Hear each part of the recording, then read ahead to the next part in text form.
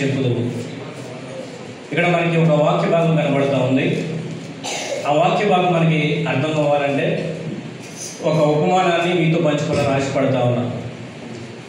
ఒక ఇద్దరు ఫ్రెండ్స్ ఉన్నారు, చాలా బెస్ట్ ఫ్రెండ్స్ ఉన్నారు. వారిద్దరూ ఎంత క్లోజ్ అంటే ఒకరు లేకపోతే ఒకరు ఉండలేరు, ఒకరు లేకపోతే ఒకరు ఉండలేరు. ఇద్దరు చాలా దూరం ప్రయాణం చేశారు.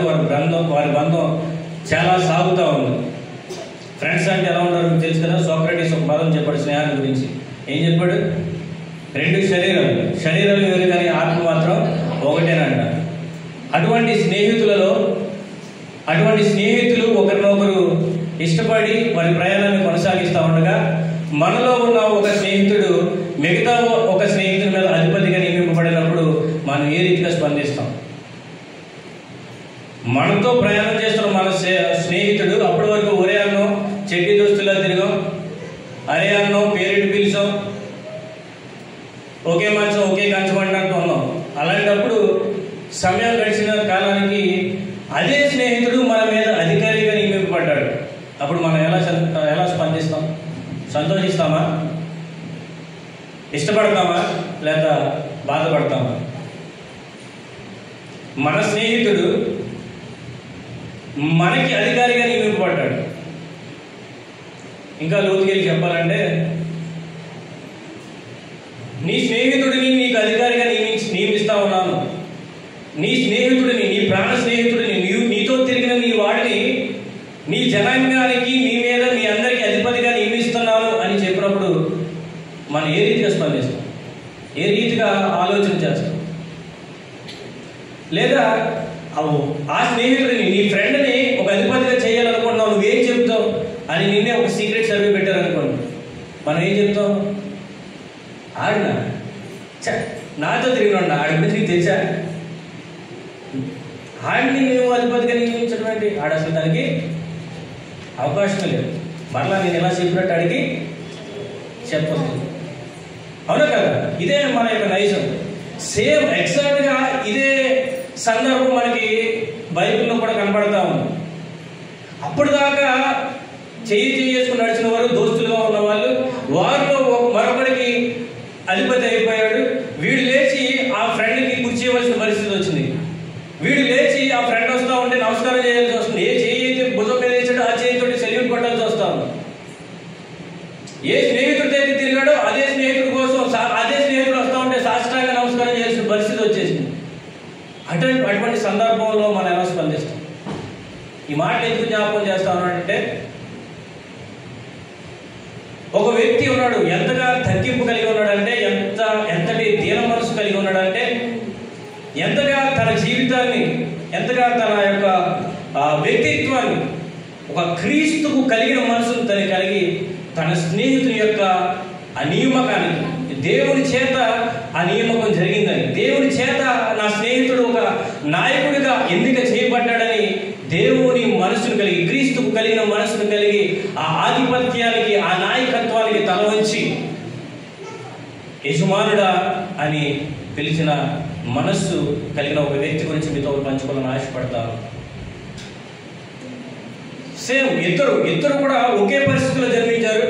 ఒకే వయసు కలిగిన ఇద్దరు వ్యక్తులు. ఇద్దరికి కూడా ఒకే రకమైన భక్తి, విశ్వాసంలో కానీ, భక్తిలో కానీ, దేవుని పట్ల ఆసక్తి కానీ ఇద్దరిది సమానం. ఒకరు ఎక్కువ, ఒకరు తక్కువ అని చెప్పడానికి లేదు. ఈ వ్యక్తి కంటే ఆ వ్యక్తి దీనిలో అధికంగా ఉన్నాడని చెప్పడానికి లేదు. ఇద్దరు ఒకే రకంగా ఉన్నారు. ఇద్దరు ఒకే రకంగా మోషేను వెంబడించారు. ఇద్దరు స్నేహితులు, ఇద్దరు కూడా మోషేను వెంబడించారు. కానీ ఒకరి మీద ఇంకొకరు అధిపతులుగా నియమింపబడ్డప్పుడు ఆ వ్యక్తి అతని యొక్క నాయకత్వానికి తల ఉంచాడు, తల ఊపాడు. ఎవరు ఆ ఇద్దరు వ్యక్తులు అంటే, ఒకరు యెహోషువ, రెండు కాలేబు. ఇద్దరు కూడా యెహోషువ, కాలేబు ఇద్దరు కూడా మోషేను వెంబడించారు. ఇద్దరు ఒకే పరిస్థితుల్లో జన్మించిన వారు. ఇద్దరు కూడా ఒకే రకమైన భక్తిని, విశ్వాసాన్ని, పోరాటాన్ని కొనసాగించిన వారు. అటువంటి సందర్భంలో మోషే తర్వాత యెహోషువకి నాయకత్వం అప్పగింపబడినప్పుడు ఆ నాయకత్వం క్రింద ఆ నాయకత్వానికి లోబడ్డాడు కాలేబు గారు. కాలేబు యొక్క జీవితం నుండి ఈరోజు మీతో మాట్లాడాలని ఆశపడతాం.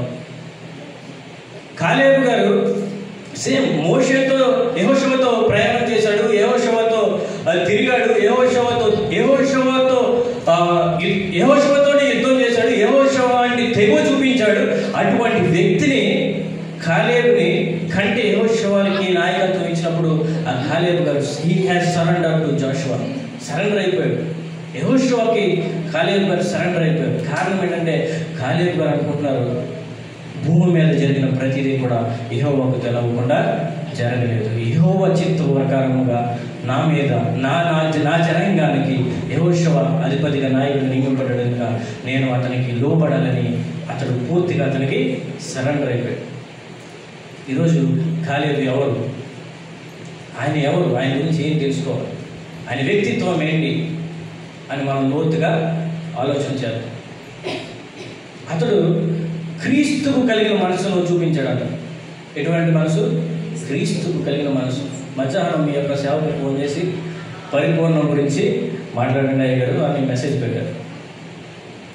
వాస్తవానికి నాకు అప్పుడే గుర్తొస్తుంది, ఈరోజు సాయంత్రం నేను మెసేజ్కి వెళ్ళాను. నాకు ఆడిట్స్ జరుగుతున్నాయి, అస్సలు సమయం లేదు. రాత్రి 12 అవుతుంది, మళ్ళీ పొద్దున వెళ్తాం. ఆడిట్స్ జరుగుతున్నాయి. 2 గంటలకు మెసేజ్ పెట్టారు పరిపూర్ణం గురించి మాట్లాడండి. సాయంత్రం ఈరోజు 9వ తారీఖు గుర్తొచ్చింది. ఇప్పుడే జస్ట్ 7:40 ఆ టైంకి ఇంటికి వచ్చి ఆమెకి ఫోన్ చేసి ఆమె సాయంత్రం మెసేజ్కి వెళ్ళవచ్చు. ఇప్పుడు పరిపూర్ణం గురించి మాట్లాడాలి. ఓకే, దేవుడు ఎలా మాట్లాడతాడు చూడు. యెహోషువ గ్రంథం 14వ అధ్యాయం, యెహోషువ గ్రంథం 14వ అధ్యాయం 13వ వచనం. యెఫున్నె కుమారుడైన కాలేబు ఇశ్రాయేలీయుల దేవుడైన యెహోవాను నిండు మనసుతో అనుసరించేవాడు కనుక యెహోషువ అతని దీవించి అతనికి హెబ్రోను స్వాస్థ్యముగా ఇచ్చాను. యెఫున్నె కుమారుడైన కాలేబు ఇశ్రాయేలీయుల దేవుడైన యెహోవాను నిండు మనసుతో అనుసరించేవాడు. ఇక్కడ కాలేబు ఎలాగా దేవుణ్ణి అనుసరిస్తా ఉన్నాడు? నిండు మనసుతో దేవుణ్ణి అనుసరిస్తా ఉన్నాడు. అంటే నిండు మనసు అంటే పరిపూర్ణమైన మనసుతో, పరిపూర్ణమైన హృదయంతో దేవుణ్ణి అనుసరిస్తా ఉన్నాడు. ఇక్కడ కాలేబు దేవుణ్ణి అనుసరిస్తా ఉన్నాడు. ఎలాగ అనుసరిస్తా ఉన్నాడు అంటే తన నిండు మనసుతో, పరిపూర్ణమైన హృదయంతో దేవుణ్ణి అనుసరిస్తా ఉన్నాడు. ఈరోజు మనము దేవుణ్ణి అనుసరిస్తా ఉన్నాం. ఈరోజు మనము దేవుణ్ణి ఫాలో అవుతా ఉన్నాం. సంఘంలో చేర్చబడిన మనము, క్రీస్తు సంఘంలో చేర్చబడిన మనము, యేసు క్రీస్తుగా రక్షకునిగా అంగీకరించిన మనందరం కూడా యెహోవాను దేవునిగా కలిగి ఆయనను అనుసరిస్తూ నడుస్తూ ఉన్నాం. మరి మనం నిండు మనస్సుతో, పరిపూర్ణ హృదయంతో దేవుణ్ణి అనుసరిస్తున్నామా లేదా అని ఒకసారి ఆలోచన చేయాలి. లేదు, నిండు మనసుతో మనమైతే దేవుణ్ణి అనుసరించట్లేదు, ఏ మాత్రం సందేహం లేదు. మన హృదయంలో వేటికో అవకాశం ఇస్తా ఉన్నాం, వేటికో చోటు ఇస్తా ఉన్నాం. పరిపూర్ణ హృదయంతో అయితే దేవుని మనం అనుసరించట్లా. ద లవ్, అఫెక్షన్, ఎంతుసాసియం, ప్యాషన్ ఇవన్నీ కూడా దేవునికే ఫెస్టివల్. మనం ఏంటి? లవ్, ఎంతుసాసియం. నీకు దేవుని పట్ల ప్రేమ, ఫస్ట్ అండ్ ఫార్మోస్ట్ లవ్. మొదటి ప్రేమ ఎవరికి ఇవ్వాలి? దేవునికి ఇవ్వాలి. మొదటి ప్రేమ దేవునికి ఇవ్వాలి, the first and foremost love. మనం ఏం చేస్తున్నాం? ఎవరెవరినో తీసుకొచ్చి హృదయంలో పెడతాం. నిండు మనసు అంటే పూర్ణ హృదయం, పరిపూర్ణంగా అన్నారు కదా, పరిపూర్ణమైన హృదయం. సర్కిల్ అనుకోండి, ఒక కోడిగుడ్డు అనుకోండి. ఆ కోడిగుడ్లో మనం ఎవరెవరినో తీసుకొచ్చి పెడుతున్నాం, దేవునికి మాత్రం చివరి స్థానాన్ని ఇస్తా ఉన్నాం. ఆ ఒంటేనే యజమానుడు కథ తెలుసా మీకు? ఒంటే యజమానుడు కథ. ఒక వ్యాపారం చేసుకుని ఒక యజమానుడు ఎడారి అంటే వెళ్తాడంట. ఎడారి గుండా ప్రయాణం చేస్తామంటే రాత్రి అయినప్పుడు ఎడారి గుండా వెళ్ళేవాడు ఏం చేస్తాడు? గుడారం వేసుకుంటాడు. రాత్రి అయింది కాబట్టి గుడారం వేసుకుని, టైట్గా గుడారం వేసుకుని పడుకున్నాడు. అదే గుడారానికి దేని కట్టాడు? ఒంటిని కట్టాడు. ఒంటిని కట్టి పడుకున్న తర్వాత కాసేపు అయిపోయింది, గంట అయింది, 2 గంటలు అయింది, అది మూలుగుతుందంట. ఏంటి అని అడిగితే, నువ్వు బాగానే పడుకున్నావు, నీకు మంచు లేదు, చలి లేదు, ఏమీ లేదు, బాగానే దూరేసావు లోన, నన్ను మాత్రం బయట కట్టేసావు, నా పరిస్థితి ఏంటి అన్నదంట ఒంటి. ఒరే నువ్వు బయట కట్టకపోతే ఎక్కడ కడతానో, పొద్దుట మాట్లాడతాను, ఇది నేను పడుకుంటాను, లేదు కొంచెం తల పెట్టుకుంటాను చోటి అన్నాను. ఏంటి? ఆ గుడారంలో తల పెట్టుకుంటాను చోటి అంటే చోటు ఇచ్చాడంట, తల పెట్టుకుంటుందంట. పొద్దుట లేచినప్పుడు ఇది బయట ఉన్నాడు, అది లోపల ఉందంట. మన హృదయంలో వేటేటుకో చోటు ఎత్తున్నాం, యేసు ప్రభుకు చోటు ఇవ్వట్లా. యేసు ప్రభుకు చోటు ఇచ్చాం, చివరికి అది ఏమవుతుందంటే ఒక్కొక్కటి పెరిగినప్పటికీ ఆయన బయట పెడుతున్నాం, మిగతాయన్ని లోపల. మన హృదయంలో దేవునికి మన హృదయాన్ని అర్పించాలని, పరిపూర్ణమైన హృదయాన్ని సమర్పించాలనే ఆశతో దేవుని సన్నిధికి వచ్చి ఆయనకు చోటిస్తున్నాం.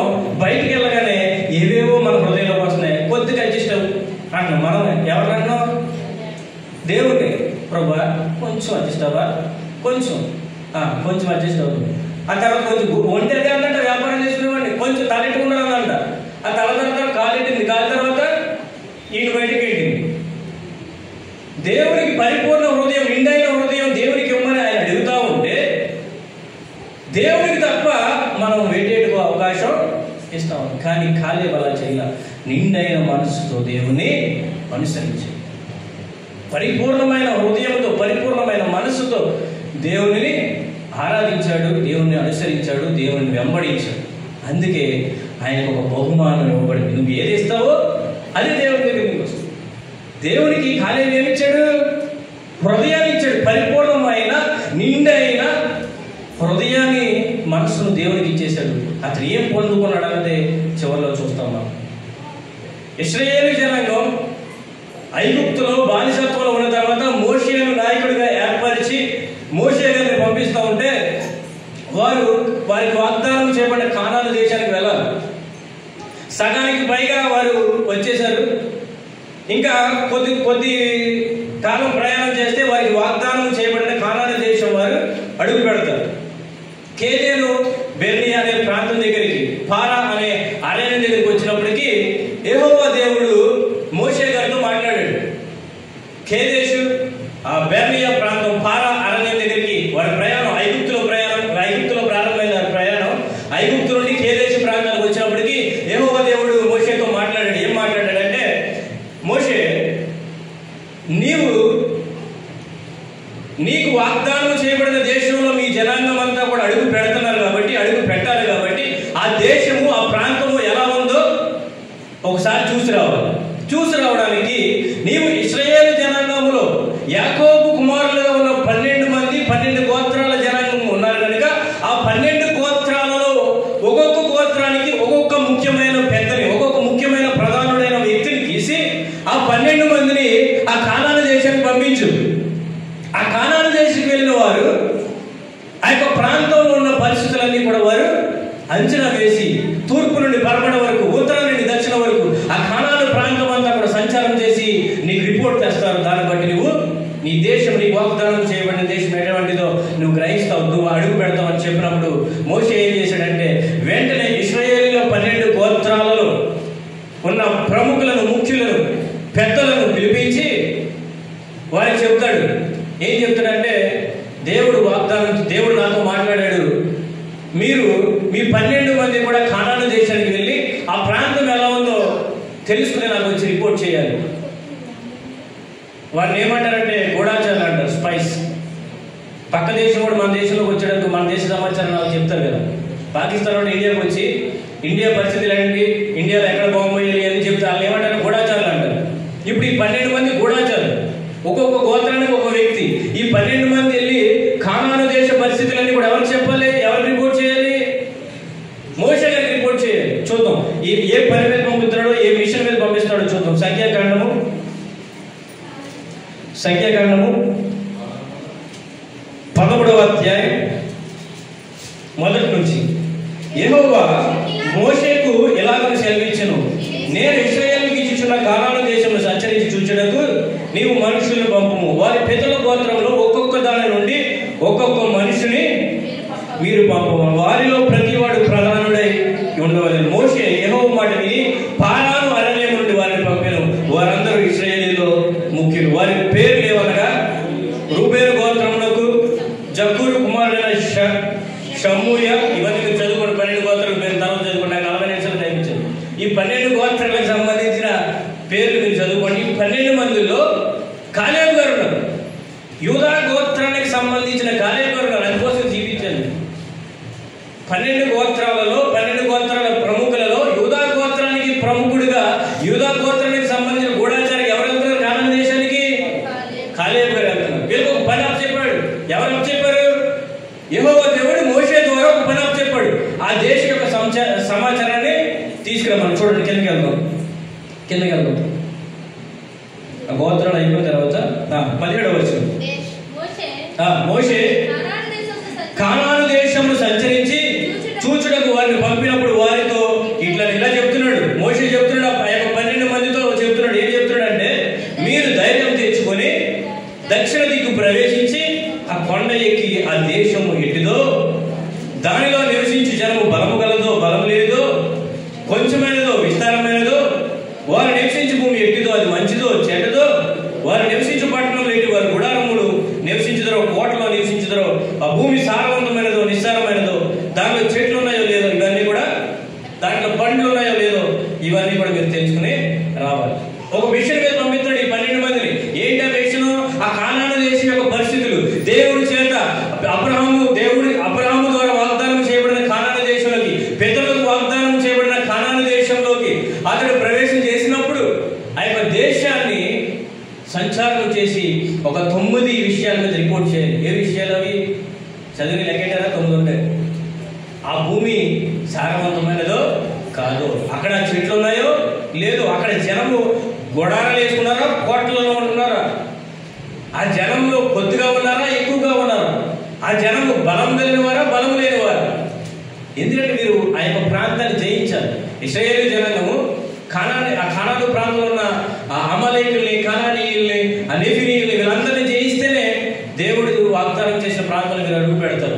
అక్కడ ఇక్కడ పరిస్థితులను బట్టి, అంటే జనం బలంగా ఉన్నారా బలహీనంగా ఉన్నారా, వాళ్ళు కోటల్లో ఉన్నారా గుడారాల్లో ఉన్నారా, మనం వాళ్ళని ఎదుర్కోగలమా లేదా, చెట్లు ఉన్నాయా పళ్ళు ఉన్నాయా, భూమి సారవంతమైనదా నిస్సారవంతమైనదా తెలుసుకోమని ఒక 12 మందిని పంపించారు. 12 మందిని. ఆ 12 మంది వెళ్ళారు. వెళ్ళి ఆ కానాను ఎక్కడ అడుగు పెట్టమన్నాడు మోషే? దక్షిణ భాగాన కొండెక్కి కొండ ప్రాంతాన్ని వెళ్ళండి. దక్షిణ భాగాన్ని అడుగుపెట్టి ఆ కానాను దేశంలోకి వెళ్ళారు. వెళ్ళి దానంతటి కూడా తిరిగి 40 దినాలు, ఈ మిషన్ ఎన్ని రోజులు? 40 దినాలు. 40 దినాలు వారు ఆ యొక్క ప్రాంతాలకు తిరిగి కానాను దేశం ఎట్లా ఉందో చూసి తిరిగి వస్తున్నారు. వస్తూ మోషే వాళ్ళకి ఏం చెప్పాడు? అక్కడ పండ్లు ఉన్నాయో లేదో చూడమన్నారు కదా. ఎన్నో వచ్చినది? 20. దానిలో చెట్లున్నవో లేవో కనిపెట్టవలెను, మరియు మీరు ఆ దేశపు పండ్లలో కొన్ని తీసుకురండి అని చెప్పాను. అది ద్రాక్షల ప్రథమ పక్వ కాలం. వీళ్ళు వెళ్ళిన సమయానికి ఏమున్నాయట? ద్రాక్షాలు ఉన్నాయి. వీళ్ళు మోషే గారు చెప్పిన రీతిగానే అక్కడ నుండి కొన్ని తీసుకొచ్చారు వాళ్ళు. కాబట్టి వారు వెళ్ళి సీను అరణ్యం మొదలుకొని హమాతుకు పోవు మార్గము రెహాబు వరకు దేశ సంచారము చేసి చూసి, అంటే వీరు ఎక్కడ బయలుదేరారు? దక్షిణ మార్గాన్ని బయలుదేరారు. కానాను దేశానికి దక్షిణ మార్గాన్ని ఫారా అరణ్యం నుండి. ఇప్పుడు ఎక్కడ ఉన్నారు? సీను అరణ్యం. ఇది ఎక్కడ ఉందంటే ఉత్తర భాగాన ఉందండి. అంటే ఈ చివరి నుంచి ఆ చివరి వరకు వాళ్ళు ఏం చేశారు? సంచారం చేసి తిరిగి అక్కడ నుండి సమాచారం సేకరించి వారు దక్షిణ దిక్కున ప్రయాణం చేసి హెబ్రోనుకు వచ్చి అక్కడ అనాకీయులు, అహీమాలు, శేషయి, తల్మయి అనే వారు. ఆ హెబ్రోను ఐగుప్తులోని సోయను కంటే 7 ఏళ్ళు ముందుగా కట్టబడింది. వారు ఎష్కేలు లోయలోకి వచ్చినప్పుడు వచ్చి అక్కడ ఒక గల ద్రాక్ష చెట్టు యొక్క కొమ్మను కోసి దండెలతో ఇద్దరు. ద్రాక్ష గెల ఎంతమంది మోస్తారంట? 2. అంటే అది మంచి దేశమే కాదు. ఒక నేలలో ఒక ద్రాక్ష చెట్టుకి ఒక గెల కాసింది, ఆ గెల 2 మోస్తున్నారు. అంత సమృద్ధి గల పంట ఉన్న ప్రాంతం మంచిదంటారా కాదంటారా? ఇప్పుడు ఆ పాలు తేనెలు ప్రవహించు దేశమును దేవుడు ఇస్తాడని వాగ్దానం చేశాడు కదా. ఆ దేశాన్ని వీళ్ళు సంచారం చేసి రిపోర్ట్ తేవడానికి వెళ్ళారు కదా. వెళ్ళిన 12 మందిలో 12 మంది తిరిగి వస్తున్నారు 40 రోజులకి. ఎప్పుడు వస్తారా అని చూస్తున్నారు. ఎవరు? మనలాంటి ఇశ్రాయేలు జనాంగం. ఎంతమంది వాళ్ళు? 20 లక్షల మంది జనాంగం. 20 లక్షల మంది జనాంగానికి ఎంతమంది వెళ్ళారు? 12 మంది వెళ్ళారు. 12 మంది తిరిగి వస్తున్నప్పుడు ఏం చేస్తున్నారు? ఏ కోసం వెయిటింగ్ అక్కడ? 20 లక్షల మంది ఈ 12 మంది కోసం వెయిటింగ్, ఇంక్లూడింగ్ మోషే గారితో సహా అందరూ కూడా వెయిటింగ్. ఆ రిపోర్ట్ ఏమొస్తుందని. దేవుడు వాగ్దానం చేసిన దేశం వీళ్ళకి కట్టలేదు, వీళ్ళు నాటలేదు, వీళ్ళు పాటలేదు, వీళ్ళు ఏమీ చేయలేదు. ఎంత కృప కాకపోతే వీళ్ళకి సంబంధం లేని దేశంలో, పాలు తేనెలు ప్రవహించే దేశంలో దేవుడి కృపను బట్టి, మన పితరులకు చేసిన వాగ్దానాన్ని బట్టి, అబ్రాహాముకి ఇచ్చిన వాగ్దానాన్ని బట్టి పాలు తేనెలు ప్రవహించే దేశానికి పంపిస్తానికి అడుగు వచ్చిన సమయంలో ఆ దేశాన్ని చూసుకురమ్మంటే వెళ్ళిన 12 మంది తిరిగి వచ్చి రిపోర్ట్ చెప్తున్నారు. రిపోర్ట్ ఎలా చెప్తున్నారు చూద్దాం.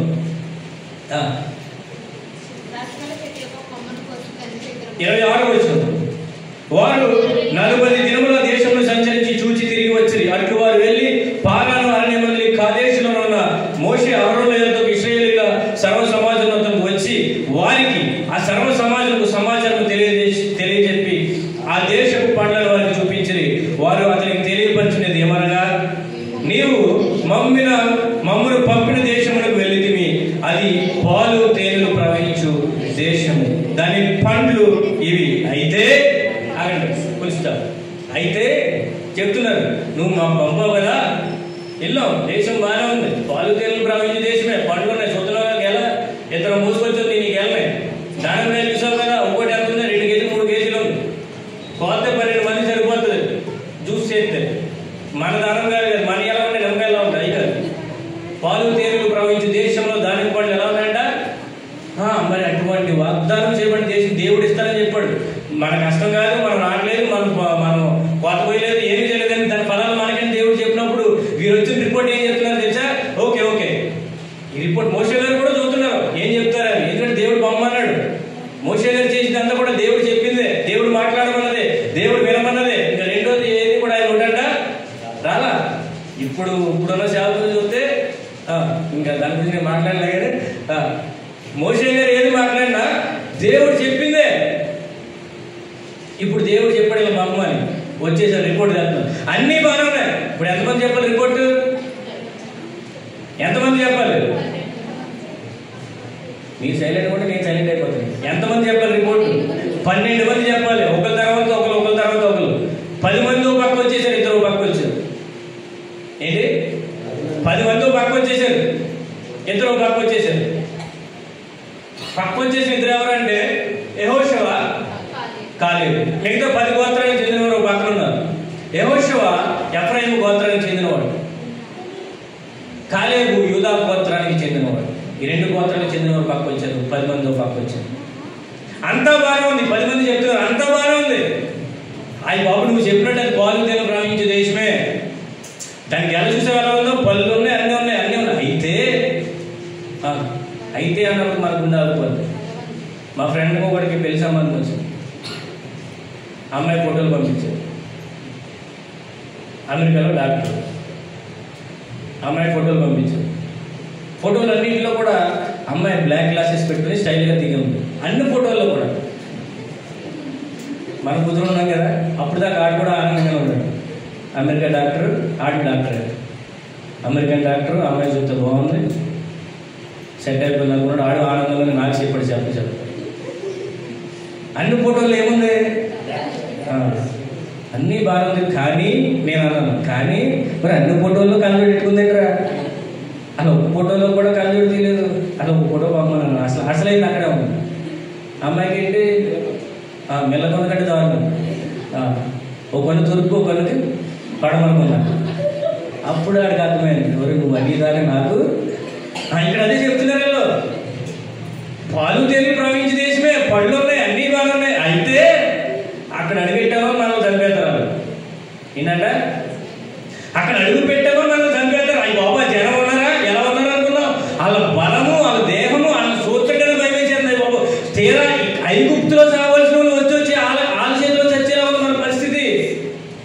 ఐగుప్తు బానిసత్వంలో చచ్చిపోయే వాళ్ళని మోసే గారి మాటిని ఆ అరణ్యమంతా తిరిగి, ఈ అరణ్యంలో కూడి లేక కుమ్ము లేక ఆ సముద్రం దాటి ఇన్ని దాటి వచ్చిన వాళ్ళు చివరికి వచ్చి ఆ దేశంలో వాళ్ళ కత్తి చేత చచ్చేలా ఉంది మన పరిస్థితి. అయితే చెప్పినారు ఏమన్నారు, ఆ దేశంలో నివసించు జనులు బలవంతులు, వారి పట్టణము ప్రాకారం గలవి, అవి మిక్కిలి గొప్పవి, మరియు అక్కడ అనాకీలను చూచితిమి. అమాలేకులు దక్షిణ దేశంలో నివసిస్తున్నారు, హిత్తీయులు, మోయాబీయులు, యెబూసీయులు, అమోరీయులు కొండ దేశంలో నివసించున్నారు, కానానీయులు సముద్రం వద్దన యోర్దాను నది ప్రాంతంలో నివసించున్నారు. కాలేబు మోషే ఎదుట జనులు నిమ్మలపరిచి ఇలా చెప్పినప్పటికీ మిగతా జనం ఏమైపోయారు, వచ్చారు 10 మంది, ఇద్దరు ఉపాకలు ఉన్నారు, 10 మంది ఉపాకలు ఉన్నారు. ఏమంటారు, అంతా బాగుంటుంది కానీ అక్కడ అడిగెట్టామో చచ్చిపోదామన్నారు. అప్పుడు మనలాంటి ఏం చేస్తారు చెప్పండి అమ్మా. అంతా బాగానే ఉంది కానీ వాళ్ళని చూస్తుంటే తీరా ఇల్లు ఆ చేతిలో సత్తున్నాం అన్నట్టు ఉంది. అసలు అమలేయుల్ని అనానీయుల్ని కనానీయుల్ని అసలు ఎలా ఉన్నారు తెలుసాలో, వాళ్ళు దేహదారుడు ఎంత ఎత్తున్నా తెలుసు, ఆదానుబాహుల్లో ఉన్నారు. అక్కడ సత్తమయ్యా మనం అని చెప్తున్నారంట మోషే గారి రిపోర్ట్. ఇదంతా చూస్తున్నా కాలేబు గారు అన్నాడు, కంగారు పడ. అసలు జనం ఏం చేస్తారు, 10 మంది ఏది చెప్తే అదే రైట్. లోకం దేన్ని యాక్సెప్ట్ చేస్తుంది చెప్పండి? లోకం అబద్ధాన్ని యాక్సెప్ట్ చేస్తుంది. అబద్ధం ఏం చంపుకుంటుంది, హాయిగా ఉండదు. సత్యం గాయం చేస్తుందంట. నిజం చెప్తే సత్యం సాక్స్ తొడుక్కునేలోగా అబద్ధం అంటే 100 ఇంటికి వచ్చిందంట. ఏంటి సత్యం సాక్స్ తొడుక్కునేలోపు అబద్ధం 100 ఇంట్లో అడిగేటి వచ్చిందంట. వీళ్ళు వచ్చారు చెప్పారు, 10 మంది చెప్పిన రిపోర్ట్కి ఈ జనమంది అన్నారు, బాబాయ్ మాకు వద్దు, మేము రాము. చీరా తీసుకొచ్చి ఇక్కడ సముద్రం తీసుకొచ్చావా, మాకు మోసే వద్దు, మాకు నాయకుడు కావాలి, కొత్త నాయకుడు మేము వెనక్కి వెళ్ళిపోతాం ఐగుప్తు కంటే. అంటే వీళ్ళు ఐగుప్తు నుండి వచ్చారు కానీ వారి హృదయంలో ఐగుప్తు పోలేదు. నాకు అర్థమైంది అది. ఐగుప్తు నుండి వచ్చారు, మోసే తీసుకొచ్చాడు దేవుడు, అసలు సముద్రం దాటించాడు, మన్నాను పెట్టాడు, అసలు ఎదుర్కొని యుద్ధాలు చేశాడు, యుద్ధంలో విజయాన్ని ఇచ్చాడు. ఇవన్నీ మర్చిపోయి ఆ 10 మంది వచ్చి ఒక రిపోర్ట్ చెప్పారు, ఆ రిపోర్ట్ అంటే నేను వెనక్కి వెళ్ళిపోతామన్నారు. అప్పుడు అన్నాడు కాలేబు గారు, కంగారు పడుతున్నాడు, వెయిట్, నెమ్మలపరిచి జనాన్ని నెమ్మలపరిచి అన్నాడు. ఏమన్నాడు కాలేబు గారు చూడండి, చెప్పండి.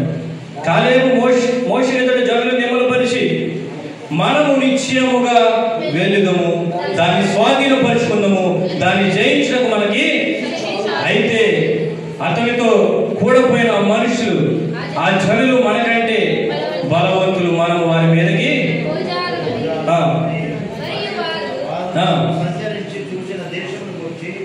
ఇశ్రాయేలుతో చక్ర సమాచారం చెప్పి, మేము సంచరించి చూచిన దేశము తన నివాసులను భక్షించు దేశం. వారు ఏ సమాచారం తెచ్చారంట? 10 మంది చెడ్డ సమాచారం తెచ్చారంట. చెడ్డ సమాచారము తెచ్చి మేము చూచిన దేశము తన నివాసులను భక్షించు దేశము, దానిలో మాకు కనబడే జనులందరూ అక్కడ నెఫీలీలు సంబంధమైన అనాకు వంశపు నెఫీలీలు చూసేది. అవి బాగా అందరితో ఎత్తైతే నెఫీలీలు ఉన్నారు, వాళ్ళని పోతే ఎలా ఉందంట, మేము మెడతల వాళ్ళే, వాళ్ళ దగ్గర మేము చూసుకుంటే మా పరిస్థితి ఎలా ఉంది, మెడతలా ఉంది, అడిగేసారని చచ్చిలాగా ఉంది అంటారు ఇక్కడ 10 మంది. ఖాళీ పడి ఏమన్నారంటే, కంగారు పడుతుంది, మనం ఆ దేశంలో అడుగు పెడతాం, మనకు జయం ఉంది, మనకు శక్తి ఉంది, మనం వాళ్ళకి జయిస్తాం. నువ్వు నేను అనుకుంటే నడిచి వెళ్ళలేదు, నువ్వు నేను అనుకుంటే వాగ్దానం చేయబడిన దేశం రాలేదు. మన పితరులకి వాగ్దానం చేయబడిన దేశము దేవుడి చేత నడిపించబడితే దేవుడు మనల్ని పంపుతుంటే వెళ్తున్నాం. మీరు దేవుడి బలంతో చూడండి, మీ బలంతో చూస్తున్నారేంటి? ఆ దేశంలో అడుగు పెడుతున్నాం, మనకి విజయం ఉంది అంటాడు. ఏమన్నాడు చూడండి, దానిని స్వాధీనపరుచుకుందాము, దాన్ని జయించడం మనకి శక్తి చాలును. ఆ జనులు మనకంటే బలవంతులు అయినప్పటికీ దేవుడు వారికంటే బలవంతుడు. చూడండి, 10 మంది రిపోర్ట్ ఒకటి, కాలేబు గారి రిపోర్ట్ ఒకటి. 10 మంది ఒక రీతిలో ఉన్నారు, ఈ మాత్రం ఒక పక్కన ఉన్నాడు. జనం ఏది నమ్ముతారు? గవర్నమెంట్ ఫామ్ చేయాలంటే మెజారిటీ ఉండాలా, ఒకడున్నా సరిపోద్దా? చెప్పాలి, నాయకులు ఉన్నారు ఇక్కడ, ఎక్కువ మంది నాయకులు. గవర్నమెంట్ ఫామ్ చేయాలంటే మెజారిటీ ఉండాలా? మెజారిటీ ఉండాలి. 10 మంది మాట నమ్ముతున్నారు ఇక్కడ, ఇతర మాట నమ్మట్లే. మెజారిటీ ఫామ్ ఇక్కడ లోకం పరిస్థితి తెలిసిందే కదా. లోకస్తులు ఏం చేస్తున్నారు, ఆ 10 మంది చెప్పిందే పట్టుకుంటారు. అయిపోయి మేము చచ్చిపోతాం, మెడతలో మెడతలు అన్నారంటే ఇంకా మా పరిస్థితి ఇక్కడ బాబు, మేము వెనక్కి వెళ్ళిపోతాం. వచ్చి ఏళ్ళ చేతిలో చెప్తామా, మోసే లేకపోతే మాకు ఒక నాయకుడు కావాలి, ఆ నాయకుడిని పెట్టి మేము వెళ్ళిపోతాం. అంటే లోకం ఏం చూస్తుంది? లోకం వారి యొక్క బలాన్ని చూస్తుంది. లోకం యొక్క ఆలోచన ఎలా ఉంది? వారిని వారితో కంపేర్ చేసుకుంటుంది.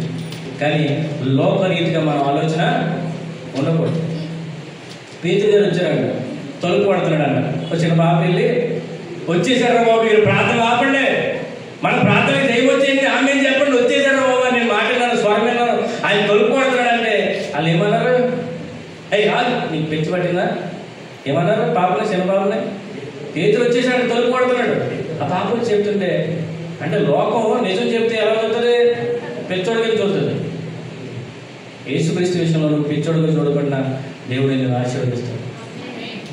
ఇక్కడ పేతురు గారు వచ్చారని చెప్తా, ఆ పాపని, చిన్నపిల్లని ఎవరైనా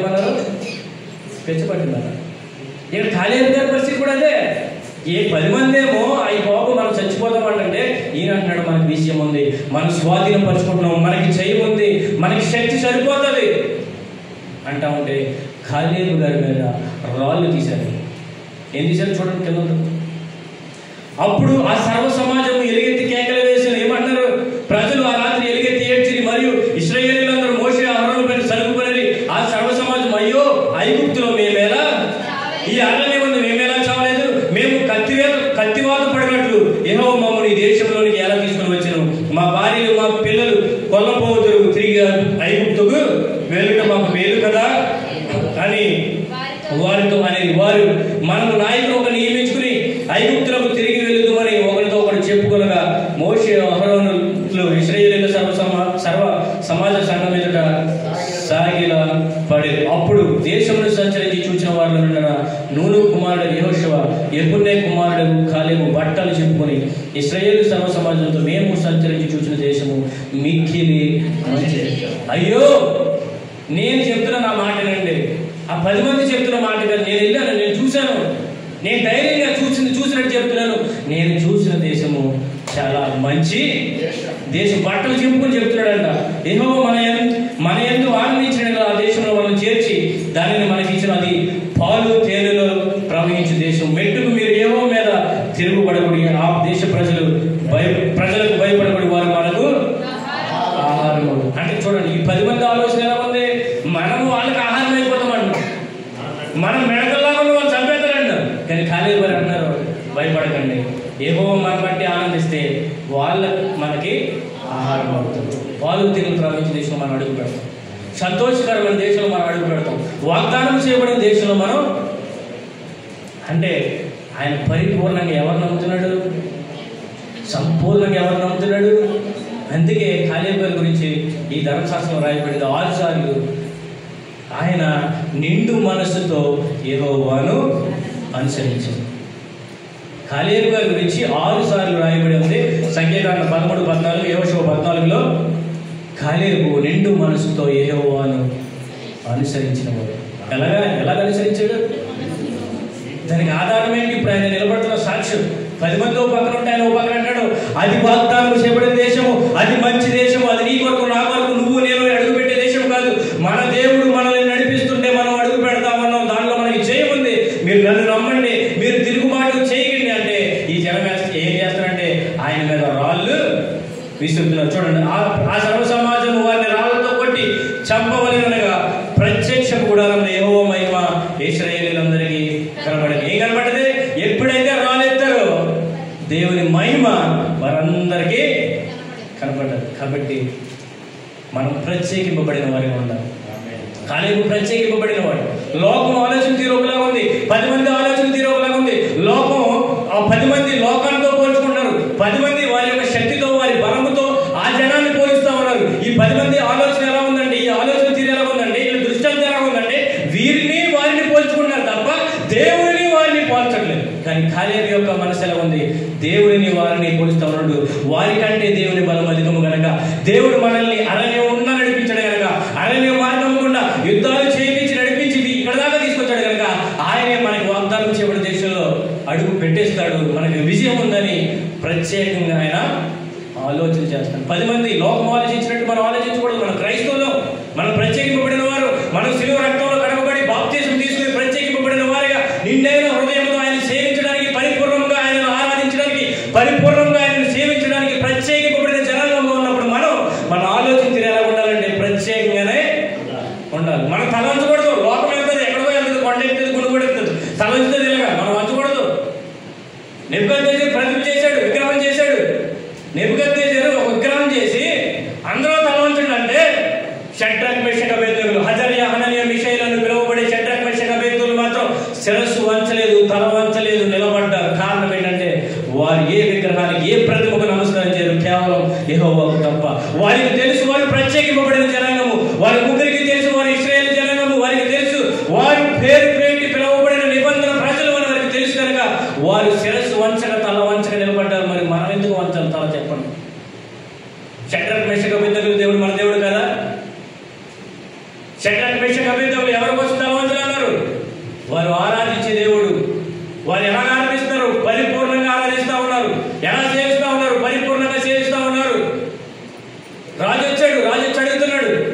మీరేనా తల వంచింది? మీరేనా నమస్కారం చేయండి? మేమే మేమే నెబుకద్నెజరు మేమే. ఏంట్రా మీకు ఆ ధైర్యం? అగ్నిలో వేసేస్తాం, అగ్నిగుండంలో పడేస్తాం. పడాయి పర్లేదు, మా దేవుడు మమ్మల్ని, మా దేవుడు రాకపోయినా పర్లేదు, మేము సత్వం తప్ప నీ విగ్రహాన్ని మేము నమస్కారం చేయం. శిరస్సు వంచి తల వంచే పద్ధతి మంది. మనం ప్రత్యేకించబడిన వారు, మన క్రైస్తవులు పేరు పెట్టి పిలువబడిన వారు, ఆయన రక్తంలో కడగబడిన వారు, మనం ఆయన ఆధారం చేసుకుంటే ఆయన బలం మన విజయాన్ని. వీళ్ళు 10 మంది ఏం చేస్తున్నారు? వీరి బలంతో వారిని పోల్చుకుంటున్నారు. కానీ కాలేబు అంటున్నాడు, నా దేవుని బలంతో మీరు పోల్చి చూడండి. నా దేవుని బలం శక్తి కలిగి మిన్నైనది. ఆయన యొక్క మన పట్ల ఆనందిస్తే వాగ్దానం చేయబడిన దేశం ఆ ప్రాంతంలో మనం అడుగు పెడతాము. ఎవరి కాలేబు? ఎవరి కుమారుడు అంటే కాలేబు? యెఫున్నె కుమారుడు. కాలేబు గారి గురించి ఎక్కడ రాసిన? కాలేబు గారి రాయాల యెఫున్నె గారి కుమారుడు. యెఫున్నె అనే మాటకు అర్థం ప్రతిష్ఠించిన వాడు, స్థిరపరచబడిన వాడు. యెఫున్నె అనే మాటకి అర్థం ఏంటి? స్థిరపరచబడిన వాడు. ఇంకోటి ఏంటి? ప్రతిష్ఠించిన వాడు. కాలేబు అనే మాటకి అర్థం కుక్క. ఏంటి? కాలేబు పేరుకి అర్థం కుక్క. ఈరోజు ప్రతి ఇంట్లో కుక్క ఉంటుందా? లేదా? అమెరికాలో ప్రతి ఇంట్లో కుక్క ఉంటుందండి. ఒక సర్వే, రీసెంట్గా ఒక సర్వే వచ్చింది. ఆ సర్వే ఏం చెప్తుందంటే, మనుషులు ఆ డిప్రెషన్లోకి వెళ్ళిపోయినప్పుడు, ఒంటరితనంలో ఉన్నప్పుడు, ఆ బిజినెస్లో, వ్యాపారాల్లో, ఆ ఒత్తిడిలో మనశ్శాంతి లేనప్పుడు ఈ కుక్కను చూసి కుక్కదాడుకుంటుంటే వాళ్ళకి ఆత్మస్థైర్యం కలుగుతున్నారు. ఒక సర్వే చెప్పింది, రీసెంట్ సర్వే. ప్రకృతికి మనిషికి ఎంత సంబంధం ఉందో 3000 సంవత్సరాల నుంచి కుక్కకే మనిషికి అంత సంబంధం ఉందంట ఆ సర్వే చెప్తుంది. కాలేబు గారు మనకు అర్థం ఏంటి? కుక్క దేనికి సాదృశ్యం? విశ్వాసానికి సాదృశ్యం. ఆయన తన యజమానుడిగా తన స్నేహితుడికి విశ్వాసంగా సరెండర్ అయిపోయాడు. దేవునికి విశ్వాసంగా సరెండర్ అయిపోయాడు. ఆయన బహుశా అందుకు పెట్టి ఉంటారు. ఆయన చూపించిన విశ్వాసత ఎవరు కూడా చూపించలేదు. పరిశుద్ధ గ్రంథంలో, బైబిల్లో ధైర్యానికి ప్రతిరూపంగా ఎవరు చెప్పుకుంటున్నారు? ధైర్యానికి ప్రతిరూపంగా సంసోన్ ధైర్యవంతుడే కదా. సింహాన్ని చీల్చాడు, ఫిలిస్తీన్లు భయపడేవారు. సంసోన్ వస్తుంటే ఫిలిస్తీన్లు అందరూ కూడా సింహం వస్తుంది అనుకునేవారంట. సింహం వస్తుంటే బాగానే ఉండేది, సంసోన్ వస్తుంటే మాత్రం సింహం వస్తుందని భయపడేవారంట. అంటే ధైర్యానికి ఆయన ఒక ప్రతీకగా కనపడుతుంది. దావీదు గారు ఆయన గొర్రెలు కాస్తకి వెళ్తే సింహం వచ్చింది. సింహం వచ్చినప్పుడు సింహాన్ని ఎలుగుబంటిని ఆయన తరిమి వెంటాడి చీల్చాడు. గొలియాతు మీద విజయం సాధించాడు. ధైర్యానికి సాదృశ్యం ఎవరు చెప్తావు? దావీదు గారిని, సంసోన్ గారిని. ఈయనిద్దరి కంటే ముందు ఉన్నాడు Caleb. Is a man of courage, ధైర్యశాలి. 10 మంది ఒక పక్క అయిపోయారు, రాళ్ళు వేసేస్తున్నారు. ధైర్యంగా నిలబడ్డాడు. చూసినట్టు చెప్తాను, నా దేవుడు మనకు వాగ్దానం చేసిన దేశంలో అడుగు పెట్టేస్తాడని ధైర్యంగా నిలబడ్డాడు. ఈరోజు మనం నిలబడకపోతే అట్లా. కాలేబు మాటకి అర్థం ఏంటి? కుక్క. కాలేబు తండ్రి పేరు యెఫున్నె. కాలేబు గారు ఏ వంశానికి చెందినవాడు? కాలేబు గారు కెనీజు వంశానికి చెందినవాడు, కెనీజీయుడు. దావీదు గారిది ఏ గోత్రం అంటే యూదా గోత్రం. మీరు ఫాలో అవుతున్నారు, అర్థమైంది. దావీదు గారు యూదా గోత్రం, నేను వంశం కెనీజీ వంశం. కెనీజీయుడు అంటే వేటాడే వంశం. ఆయన యూదా గోత్రానికి చెందినవాడు. యేసుక్రీస్తు వారు వచ్చిన గోత్రం ఏంటి? ఆ గోత్రానికి చెందినవాడు. యూదా గోత్రానికి చెందిన, కెనీజీ వంశానికి చెందిన యెఫున్నె కుమారుడు కాలేబు విశ్వాసానికి ప్రతిగా కనబడతా ఉన్నాడు. తన స్నేహితుడికి నాయకత్వం అప్పగింపబడినప్పుడు విశ్వాసాన్ని చూపాడు, సరెండర్ అయ్యాడు.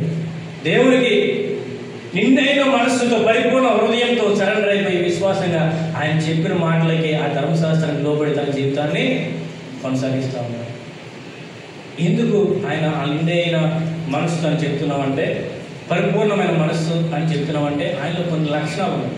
ఆ లక్షణాలు బట్టి ఆయన యొక్క సాక్ష్యం ఎవరిచ్చారు? సాక్షాత్తు పరిశుద్ధాత్మ దేవుని చేత పొందిన సాక్ష్యం, దేవుడి చేత పొందిన సాక్ష్యం. మనుషులు ఇచ్చిన సాక్ష్యం, దేవుడు ఇచ్చిన సాక్ష్యం అన్నాడు. యెఫున్నె కుమారుడైన కాలేబు నిండు మనస్సుతో యెహోవాను అనుసరించాడు. ఈరోజు అదే దేవుడు నిన్ను నన్ను చూస్తున్నాడు. నీ గురించి, నా గురించి కూడా ఆయన సాక్ష్యం ఇవ్వాలి. ఏమని ఇవ్వాలంటే నిండు హృదయంతో మనం దేవుని అనుసరించాము, నిండు హృదయంతో మనం దేవుని సేవించామని ఒక సాక్ష్యం మనకి ఇవ్వబడదు. కాలేబు గారు బట్టి ఆ సాక్ష్యం ఇవ్వడానికి ఆయనలో ఉన్న 4 లక్షణాలు, టైం అయిపోయింది కానీ 10 నిమిషాలు ముగిస్తారు. అతనిలో ఉన్న 4 లక్షణాలు సంఖ్యాకాండం యెహోషువ గ్రంథం 14వ అధ్యాయం 8వ వచనం చూస్తే, యెహోషువ గ్రంథం 14వ అధ్యాయం 8వ వచనం 8 నుంచి చూడండి. నాతో కూడా బయలుదేరి వచ్చిన నా సహోదరులు జనుల హృదయములను కలుగజేయగా నేను నా దేవుడైన యెహోవాను నిండు మనస్సుతో అనుసరించిన ఆ దినమున మోషే ప్రమాణం చేసి, నీవు నా దేవుడైన యెహోవాను నిండు మనస్సుతో అనుసరించు కనుక నీవు అడుగు పెట్టిన భూమిని ఇచ్చేమ నీకు నీ సంతానం ఎల్లప్పుడు యెహోవా చెప్పినట్లు మోషేగా వాట్సలించినప్పటి నుండి ఇశ్రాయేలు నడిచిన ఈ 45 ఏళ్ళు ఆయన నన్ను సజీవులుగా కాపాడినాడు. ఇదిగో నేనిప్పుడు 80 ఆయన సర్వేకి పంపిన నాటి నుండి ఈ క్షణం వరకు 45 సంవత్సరాలు పంపబడ్డాడు. ఇప్పుడు ఎన్నో సంవత్సరం? ఈ 45 సంవత్సరాలు. అంటే తన బ్రతుకు దినములన్నీ కూడా యెహోవాని అనుసరిస్తూ అతని జీవితాన్ని, పంపబడినప్పుడు ఏ బలం ఉందో, పంపబడినప్పుడు ఏ శక్తి ఉందో, పంపబడినప్పుడు దేవుని పట్ల ఏ ఆసక్తి ఉందో, పంపబడినప్పుడు దేవుని పట్ల ఏ విశ్వాసం ఉందో, అదే విశ్వాసం 85 ఏళ్ల వయసులో ముసలి వృద్ధాప్యంలో కూడా అన్నాడు. అప్పుడు ఏ రీతి ఉన్నానో ఇప్పుడు అదే రీతి ఉన్నాను. నా బ్రతుకు దినములన్నీ నేను నిండు మనసుతో యెహోవాను ఆరాధిస్తాను, అనుసరిస్తాను అన్నాడు. మరి మనం ఏం చెప్తాం? అందుకు దేవుడు సాక్ష్యం ఇచ్చాడు, కాలేబు నిండు మనసుతో నన్ను అనుసరించడం. ఎందుకు చెప్పాడు? బ్రతుకు దినములన్నీ నిండు మనసుతో ఆయన దేవునిని ఆరాధించాడు. సంఖ్యాకాండం 14వ అధ్యాయం సంఖ్యాకాండం 14వ అధ్యాయం, నేను స్పీడ్గా వెళ్తాను, మీరు తర్వాత చదువుకోండి. సంఖ్యాకాండం 14వ అధ్యాయం 24 చూడండి. నా సేవకుడైన కాలేబు మంచి మనసు కలిగి పూర్ణ మనసుతో నన్ను అనుసరించిన హేతువు చేత, పూర్ణ మనసుతో ఎవరు అనుసరించాడు? ఏమన్నాడు అక్కడ? నా సేవకుడైన కాలేబు మంచి మనసు కలిగి పూర్ణ మనసుతో అనుసరించాడు కనుక అతడు పోయిన దేశంలో అతని ఎక్కడ అడుగు పెడితే అక్కడ ఆయనకి ఇచ్చేయడం అన్నాడు. ఇంకో విషయం తెలుసా? కాలేబు నిండు మనసుతో పూర్ణ మనసుతో దేవుడు అనుసరించాడు కనుక కానాను దేశంలో ప్రశస్తమైన హెబ్రోను ప్రాంతాన్ని అతనికి స్వాస్థ్యంగా దేవుడు ఇచ్చాడు. హెబ్రోను ప్రాంతంలో దావీదు సింహాసనం ఉన్న ప్రదేశం, దావీదు రాజ్య పరిపాలన చేస్తున్నప్పుడు ఉన్న సింహాసనం ఉన్న ప్రదేశాన్ని ఎవరు పొందుకున్నారు? కాలేబు పొందుకున్నాడు. కారణం ఏంటంటే అతడు పూర్ణ మనస్సుతో దేవుడిని ఆరాధించాడు. నిండు మనసుతో తన బ్రతుకు దినములన్నీ దేవుడిని నిండు మనసుతో ఆరాధించాడు కనుక, తన పూర్ణ మనసుతో దేవుడిని ప్రేమించాడు కనుక దేవుడు అతను బట్టి సాక్ష్యం ఇస్తా ఉన్నాడు. కాలేబు నిండు మనసుతో నన్ను అనుసరించాడని. సంఖ్యాకాండం 13వ అధ్యాయం 30వ వచనం చూస్తే, జనులను నిమ్మలపరిచి మనము నిశ్చయముగా వెళ్దాము, దాన్ని స్వాధీనపరుచుకుందాము, దాన్ని జయించుటకు మనకి. ఇక్కడ గందరగోళ పరిస్థితి జరుగుతూ ఉంది. 10 మంది ఒక పక్క అయిపోయారు, 10 మందికి 20 లక్షల మంది సపోర్ట్ అయిపోయారు. వీళ్ళిద్దరే ఒకటైపోయారు. ఎవరు? కాలేబు, యెహోషువ. ఇశ్రాయేల్ సైన్యం అంతా ఒక పక్క అయిపోయింది. మోషే అహరోనులకు ఏం చేయాలో అర్థం అవ్వట్లేదు. అటువంటి సందర్భంలో కూడా కాలేబు ధైర్యంగా ఉండి అన్నాడు, నా దేవుడు నాకు విషయాన్ని. అంటే దీన్ని బట్టి మనకు అర్థం అవ్వాలి, అన్ని పరిస్థితుల్లో కూడా, ప్రతి పరిస్థితిలో కూడా నిండు మనసుతో మనం దేవుణ్ణి అనుసరించాలి. శాసనం చేయకముందు దేవుణ్ణి ప్రార్థించడానికి వెళ్ళాడు దానియేలు. శాసనం చేసిన తర్వాత కూడా యెరూషలేము వైపు చేతులెత్తి ప్రార్థన చేస్తా ఉన్నాడు. అంటే పరిస్థితి ఏదైనా దేవుని నుండి నీ హృదయము తొలగిపోకూడదు. అన్ని పరిస్థితుల్లో కూడా దేవుని వైపు చూశాడు కనుక, అన్ని పరిస్థితుల్లో కూడా దేవుని వైపు దృష్టి పెట్టాడు కనుక, అందరూనేమో వారి బలంతో పోలిస్తూ ఉన్నారు, వారి బలంతో ఇతరుల బలాన్ని పోలిస్తూ ఉన్నారు. అనాకీయులు, నెఫీలీయులు, అమలేకుల బలాన్ని పోలిస్తూ ఉన్నారు. కానీ కాలేబు దేవుని బలాలతో పోలిస్తూ ఉన్నాడు. అతని దృష్టి దేవుని పైన ఉన్నది. మరి ఏ ఒక్క పరిస్థితుల పైన అతని దృష్టి నిలపలేదు. మరియు అతడు అందరి ఆలోచన తీరు ఒక రీతిగా ఉంటే, కాలేబు ప్రత్యేకింపబడిన వాడిగా ఇతని ఆలోచన తీరు ఉంది. అందుకే కాలేబుని బట్టి ఒక సాక్ష్యం, నిండు మనసుతో నిండు హృదయంతో దేవుని అనుసరించాడు. ఈరోజు ఎందుకు ఆ సాక్ష్యం ఉందంటే అతడు అన్ని విషయాలలో దేవునిని పూర్ణ మనసుతో అంగీకరించి అనుసరించాడు. అన్ని విషయాల్లో తన బ్రతుకు దినములన్నీ దేవుణ్ణి నిండు మనసుతో అనుసరించాడు. పూర్ణ ప్రేమతో పూర్ణ మనసుతో ఆయన దేవునిని ప్రేమించాడు. లోకమంతా ఒక రీతి ఉన్న అతడు ప్రత్యేకింపబడిన వాడే చూసినట్టుగా ధైర్యంగా అక్కడున్న కానాను దేశపు సమాచారాన్ని ఈ 10 మంది చూసిందే ఈయన చూశాడు, కానీ 10 మంది చెడ్డ సమాచారం తెచ్చాడు. 10 మంది చెడ్డ సమాచారం ఇచ్చారు, కానీ కాలేబు చూసినట్టుగా ధైర్యంగా నిలబడి చెప్తున్నాడు. అందుకు అతను బట్టే సాక్ష్యం. కాలేబు ఒక మంచి వర్తమానం తెచ్చాడు. ఏం తెచ్చాడు? 10 మంది చెడ్డ సమాచారం తెచ్చాడు, కానీ కాలేబు మంచి వర్తమానం తెచ్చాడు. మనం కూడా ఒక మంచి వర్తమానము సమాజంలో పెట్టాలి. మంచి వర్తమానం ఏంటి? ఆ మంచి వర్తమానం సువార్త, శుభవార్త. ఏంటి ఆ శుభవార్త? క్రీస్తుని గురించిన వార్త, రక్షణ వార్త, అదే మహిమ వార్త. ఈ సంఘాన్ని బట్టి నేను సంతోషిస్తున్నాను. ఎందుకంటే ప్రతి ఆదివారం మీరు ప్లకార్డ్స్ పట్టుకున్న రోడ్ల మీద సువార్త, అది కూడా సువార్త. అన్నిటికంటే ఎక్కువగా అదే స్వీకరించబడుతుంది దేవుని దృష్టిలో. ఇక్కడ అన్ని పరిస్థితుల్లో తన బ్రతుకు దినములని పూర్ణ బలంతో పూర్ణ మనసుతో ప్రత్యేకింపబడిన వాడే దేవుని మీద దృష్టి నిలబడి కాలేబు. అందుకు సాక్ష్యాన్ని పొందాడు. కాలేబు ఒక మంచి వర్తమానం తెచ్చాడు. కాలేబు విజయం వచ్చింది. పూర్ణ మనసుతో దేవుని ఆరాధించాడు కనుక వాగ్దానము చేయబడిన రీతిగా కానాను దేశంలో మోషే ద్వారా చెప్పబడిన ఆ హెబ్రోను ప్రాంతాన్ని కాలేబు గారికి ఇవ్వబడింది. విజయం వచ్చింది. ఒక విజయాన్ని ఆయన చూశాడు కాలేబు. కారణం ఏంటంటే అతడు నిండు మనసుతో దేవుణ్ణి అనుసరించాడు. అతడు ఒక మంచి వర్తమానం తెచ్చాడు. మనం కూడా సమాజంలో ఒక మంచి వర్తమానము పెట్టాలి. క్రీస్తుని గురించిన వార్త, అదే మంచి వార్త, అదే రక్షణ వార్త, అదే మహిమ వార్త. 12 సంవత్సరాల నుండి రక్తస్రావం కలిగిన స్త్రీ ఎంతోమంది వైద్యుల దగ్గరికి వెళ్ళింది, ఎంతోమందిని అడిగింది, ఎంతోమందిని సాయం కోరింది, కానీ నయం కాలేదు. కానీ క్రీస్తుని గురించిన వార్త విన్నది. ఆ వార్త నేను ఎలా విన్నది? ఎవరో చెప్పుకున్నారు, ఎవరో చెప్పుకుంటే వెళ్ళినది, లేదా ఎవరో చెప్తే అంటే చెప్పడం బట్టే కదా ఆమె రక్షింపబడింది. ఇప్పుడు మనము రక్షింపబడిన వారు, మనము దేవుని బట్టి పరిపూర్ణ కలిగి ఉన్నాం. దేవుని బట్టి సంపూర్ణులం. మనం ఆల్రెడీ క్రీస్తుని బట్టి సంపూర్ణులు. దేవుడు తన స్వరూపంలో తన పోలికలో నిన్ను నన్ను చేసుకుంటే పాపము మనలో ఏలుబడి చేయడం ద్వారా, పాపము ద్వారా మనము మహిమను కోల్పోతే, పాపము ద్వారా దేవుని దగ్గర నుండి మనల్ని గెంటేస్తే, క్రీస్తు రక్తము శిలువ మీద చిందింపబడి క్రీస్తు మన కొరకు ప్రాణం పెట్టి తిరిగి మనల్ని సంపూర్ణులుగా చేసేసాడైనా.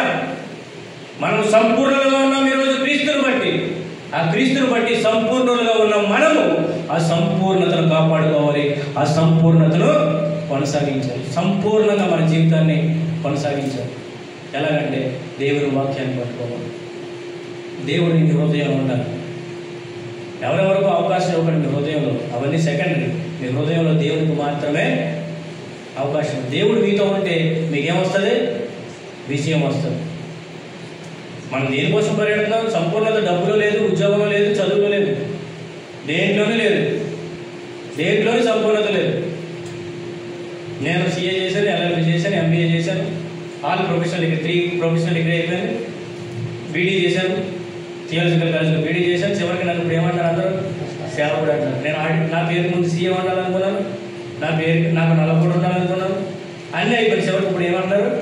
సేవకుడు అంటారు. దేంట్లోనూ సంపూర్ణత ఉండదు. దేంట్లో ఉండదు? క్రీస్తులోనే సంపూర్ణత. క్రీస్తులోనే సంపూర్ణత. క్రీస్తు నీ హృదయంలో ఉండాలి. దాన్ని బట్టి నీకు విజయం వస్తుంది. కాలేజీకి ఏమొచ్చింది? విజయం వచ్చింది. ఎందుకు వచ్చింది? నిండు మనసుతో పరిపూర్ణ మనసుతో దేవుని ఆరాధించాడు కనుక. ఇవ్వాలి కదా అని దేవుడి దగ్గరికి హృదయాన్ని సాగించి, రావాలి కదా అని సైన్యంకి వచ్చి, ప్రేమించాలి కదా అని ప్రేమిస్తే ఏమీ బలవదు. ఫిలిస్తీన్లు యుద్ధానికి వెళ్ళారంట. ఇశ్రాయేల్ జనాన్ని ఫిలిస్తీన్ల మీద యుద్ధానికి వెళ్ళారంట. యుద్ధానికి వెళ్తే ఎవరికి విజయం అవ్వాలి? ఇశ్రాయేల్ అంటే దేవుని జనానికి కదా. మరి విజయం ఎవరిది? ఇశ్రాయేల్దే కదా. నేను ఎవరు అంటారు? ఫిలిస్తీన్లు అంటారు. అప్పుడు వాళ్ళు అనుకున్నారంటే ఇదేంటి, దేవుడి ప్రజలు వాళ్ళ అద్భుతం ఏంటి అని ఆలోచన చేస్తే ఒక పెద్ద మనిషి అన్నాడంటే ఒక అబ్బాయి మందసం ఎక్కడ ఉంది, శిలోహులో ఉంది. మందసం అంటే దేవుడు అక్కడ ఉన్నాడు, ఇక్కడ మనం నగ్గితే మనం యుద్ధానికి వెళ్తే ఎలా నగ్గుతావురా అంటే సాయంత్రం మీటింగ్లో ఏం చేశారంటే శిలోహులో ఉన్న మందసాన్ని తీసుకొచ్చి ఇశ్రాయేలు మధ్యలో పెట్టారు. ఇప్పుడు యుద్ధానికి వెళ్ళారు ఫిలిస్తీన్ల మీద. ఇప్పుడు యుద్ధంలో విజయం ఎవరిది చెప్పండి? మందసం ఎవరి దగ్గర ఉంది? వచ్చేయండి ఇశ్రాయేలు దగ్గర. ఇప్పుడు విజయం ఎవరిది? కానీ ఫిలిస్తీన్లు అంటారు. మనసు ఎవరి దగ్గర ఉంది? ఫిలిస్తీన్లు అంటారు. కారణం ఏంటంటే మనసాన్ని తెచ్చుకున్నారు కానీ వీరి హృదయం దేవునికి ఇవ్వలేదు. మనసు అనేది తెచ్చుకున్నారు కానీ విజయం రాలేదు. అప్పుడు సమూయేలు అంటాడు, నీ పూర్ణ హృదయంతో నీ పూర్ణ ఆత్మతో తిరిగి యెహోవా వైపు మళ్ళిన ఎడల, తిరిగి యెహోవాను సేవించిన ఎడల ఆయన నీకు విజయాన్ని ఇస్తానని చెప్పినప్పుడు అప్పుడు యుద్ధానికి వెళ్ళారు. వారందరూ కూడా సమూయేలు నా కోసం ప్రార్థన చేయండి అన్నారు. అప్పుడు యుద్ధానికి వెళ్ళారు. అప్పుడు ఫిలిస్తీయులకి యుద్ధానికి విజయం వచ్చింది. ఎప్పుడు వచ్చింది? వారు తిరిగి పూర్ణ హృదయంతో దేవుని వైపు తిరిగినప్పుడు.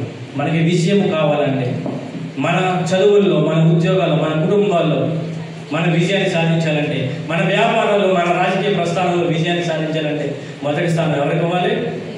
నీ పూర్ణ హృదయాన్ని దేవుడికి అర్పణగా అర్పిస్తే ఆయన ఇచ్చే బహుమానము కొలవలేనిది. కాలేబు బహుమానం ఆశించలేదు. నిండు మనసును దేవునికి ప్రతిష్ఠించాడు. నిండు మనసుతో ఆయనను అనుసరించాడు. నిండు మనసుతో ఆయనను సేవించాడు. ఆయనకి 85 ఏళ్ల వయసులో కూడా నేనున్నాను అని నిలబడ్డాడు. దేవుడు వాగ్దానం చేయబడిన దేశాన్ని ఆయనకు అనుగ్రహించాడు. దేవుడు నీ జీవితంలో కూడా ఆయనకు ఒక ఆశ, ఒక ప్రణాళిక ఉంది. ఆయన సంపూర్ణ మానవుని ఈ లోకానికి వచ్చాడు.